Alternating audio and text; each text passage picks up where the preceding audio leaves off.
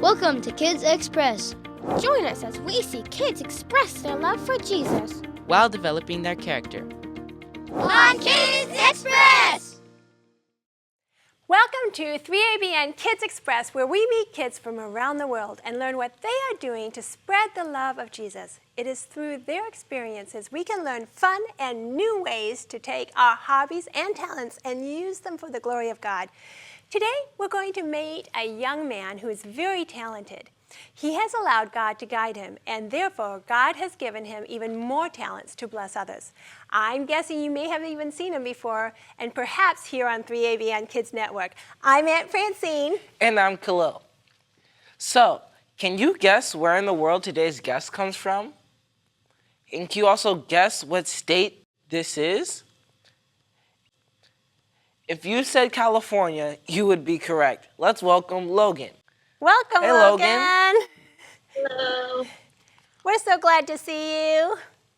Me too. Thank you. So you're in California, and I know California, we have something that's like fortune cookies. We know that we don't believe in fortune cookies per se. We believe in God. But tell us a little bit more about California. So, speaking on the fortune cookies, in every Chinese restaurant you usually go to, they give you a fortune cookie as dessert, and it's free. And when you crack it open, you get a message that tells you your fortune. But, of course, it's not a real fortune, but it is pretty fun to crack open while you're eating it. Yeah, that is It's true. very fun. Now, I like going to California for the sequoia trees and visiting. That's some of the oldest trees. I know some of them are over 1,000 years old, they suspect. Have you ever gone there? No, not really. Heard about it. They're really big. Yeah, they're really big. Anything else about the state of California? Well, our weather here is pretty hot, but sometimes it switches up on us. Sometimes it's rainy and cold, and the next day it's hot, so it's pretty crazy. But then that means you can do a bunch of activities with the weather. Yeah, and do you like the water? Yes, I love swimming. I do too. So do I. So today let's talk about how you are sharing Jesus. You're doing some wonderful things, and I know even when you were young, you had done some programming even on 3ABN Kids Network. I think it was as many as 5 years ago. Do you know? Yeah, maybe 5 years ago. Yeah. When I was still pretty little. Yeah. And I would sing. And you would sing for us. Right. And that was that was a lot of fun. But so tell us a little bit more about what you are doing to share Jesus with others. What are some of the activities that you do to reach out? Well, first of all, God has blessed me with some talents that I really love, which is I like to act, and I like to sing, and I like to preach. So God has involved me in a bunch of things that involve those. Like I'm in Discovery Mountain, where I get to voice act, which is pretty cool in my opinion. And I get to voice act as Hugo for Discovery Mountain. I forgot what season it is, but it's the pretty new one, and it's really fun. Wow. Also, when I was younger, I would preach. I would do the Bible story time with Logan, and it was really fun.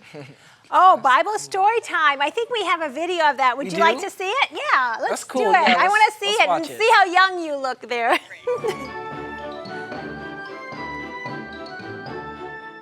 And now it's Bible story time with Logan. Recognizing that when God says 7, 6 will not be an example to the believers in word, in conduct, in love, in spirit, in faith, in purity. Let no one despise your youth. Let no one despise your youth. That is pretty Wow. amazing. That's amazing. I want to thank Hope Channel and as well as Heart and Soul International for sharing that video with us, because yes, you looked young and yet you found your talent. Now, how did you discover your talent, and what started you in that voyage of acting, speaking up in public? How did you go about doing that? It's a pretty crazy story, and it is not meant to happen. Well, it is, yes, it was supposed to happen, but it wasn't planned. So at my church, I was doing a children's story because sometimes I would do the children's story because I wanted to learn how to start preaching. And one time when there was a guest speaker, a woman and her husband came to watch him, and her name is Auntie Yolanda and Dr. Schubert. And they saw me preach, at the time preach my children's story, and they really liked me, and they kind of started me in the ministry. And ever since then, I've been just trying to exercise myself in all of those things. That's amazing. Wow. So do you feel like they were kind of tutoring you and helping you to know how to make things better, or how did you learn some of these talents? I was around a lot of people who have been experienced in this ministry for a long time. So I basically just learned from them, and I took little techniques that they had or other things, and I put them into mine, and so that I can make it my own and share my ministry and God's word in my own way. Mm-hmm. That's wonderful that God has put people in your life that can influence you in a positive way. I mean, I'm so thankful that God can use other people and use us and grow to be more like him. Do you have any questions for Logan? Matter of fact, I do. So, what does your typical day look like when you're like, I'm gonna say like doing ministry? Okay, so it depends. I might be in school, or it might be a time where I'm taking off school. So like right now, usually I wake up, I go to school, and then I take a little bit of time off to leave and work on my ministry or work on whatever project I'm working on. And usually it's a big hassle because somebody has to drive me from school to home or anything like that. So usually it's pretty stressful, but it's worth it. That's cool how you juggle all those things. Yeah, so you're saying you still have homework after school, and then after school you're still working on these other ministries or preparing for the next task that you're trying to do, to witness. That's pretty amazing. That makes a juggling act, wouldn't it? Yeah. Yeah, but I have good friends who help me with my homework and tell me what was going on in class. Especially if you're missing them. Are you missing anything today? I'm not missing anything major, but I have to take a science test after this. Oh, wow. So, yeah, we want you to do well on that science test. So tell us a little bit about, if God was working on your character, and he always is working on each of us, what's one character trait that you feel like you could work on? Probably my jealousy. I look at a lot of people and I compare them to myself, and I get really jealous, especially with my sister or just other people in general. So I really want to work on my jealousy and not comparing myself with other people. And that's a good trait, because you're right. Sometimes we don't want to work always comparing ourselves. We want to know that God has given us those gifts too. And I know sometimes, I know you and I had talked a little bit about procrastination or putting things off. And I know for me, every once in a while, when I have a big job to do, and like you have a lot to do, you have a lot of things going on, do you ever feel like you have to put things aside and you don't want to do it? You say, oh, I want to do it later? Of course. I am a procrastinator personally, but it's hard for me. I don't know what it is, but I put things aside because I say, oh, I'll do it later until I can't do it anymore. Right. So when you're in that point, like something seems so big, what do you do when you realize you're procrastinating? Does your mom have to keep reminding you, or is there a strategy that you start building up toward, that you say, okay, I'm going to deal with this? Usually I try to make myself feel productive so that I feel like doing my work. And usually that's by, if I'm being honest, watching YouTube videos on being productive, like those Get Productive With Me's. Those make me want to feel productive. And also, I usually ask someone, like one of my friends or someone else, to hold me accountable and tell me to do my work besides my mom. And it really pushes me. Yes.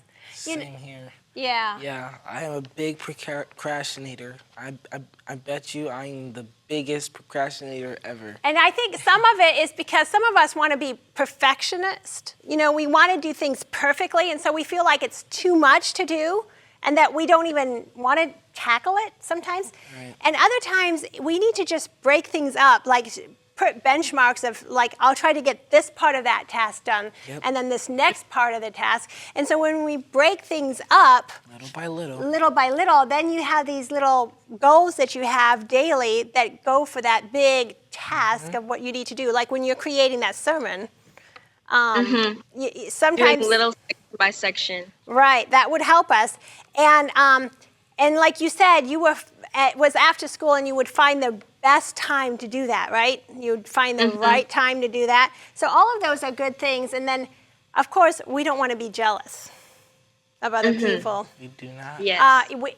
We need to just be about doing what we need to do, and God has a different talent for you than your best friend who's doing something else that looks like you want to do. God has a plan for us all, and sometimes it's a struggle to find out that God's plan for someone else isn't his plan for us, and creates jealousy. But God created us all so special, and he has the perfect plan for all of us. You're right. You're right. You know what else we can do to stop procrastination? We can make realistic expectations, not like fantasy. For example, if you have something that you need to do, you don't want to go all big. Like we said, you want to go small. So maybe Khalil would be wanting to be a famous basketball player, for example. Is that what you're saying? Yeah. And then maybe you have to tone it down a little bit and say, what's realistic? Right. I like basketball, but Right. then... But then you have to work hard to your goal. You can't just start from scratch and make it there. You have to build yourself up. It's like a house. You can't just live in a house that hasn't been built yet. Right. You have to build your house first, like walls, then your roof, then your door, then your windows, and then you put the furnishings in, then you can live in it. Yeah, and that's exactly... You know what? I'm thinking of a Bible text, and it talks about the slackard.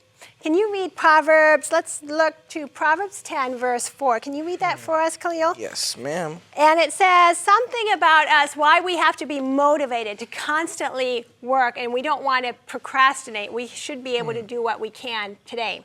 So it's Proverbs 10, 4. Found it. It says, he who has a slack hand becomes poor, but the hand of the diligent makes rich. So if we're diligent, it seems as though we're not necessarily rich financially or because of money, but there's other ways that we can be rich, right? Like God's Spirit. We can be rich in God's Spirit. And fullness of his gifts that he gives us and bestowing his blessings. And that's really what we want. We want to have God's protection. And there's a lot of things that we can live for God and be more like him and not being jealous, not procrastinating, but to do the will of our Father. Thankfully, we can trust God who knows our future and that he will lead us in the right path. All we have to do is use our free opportunity to be the best we can be and to grow to be like him each day. Thanks for joining us on Kids Express.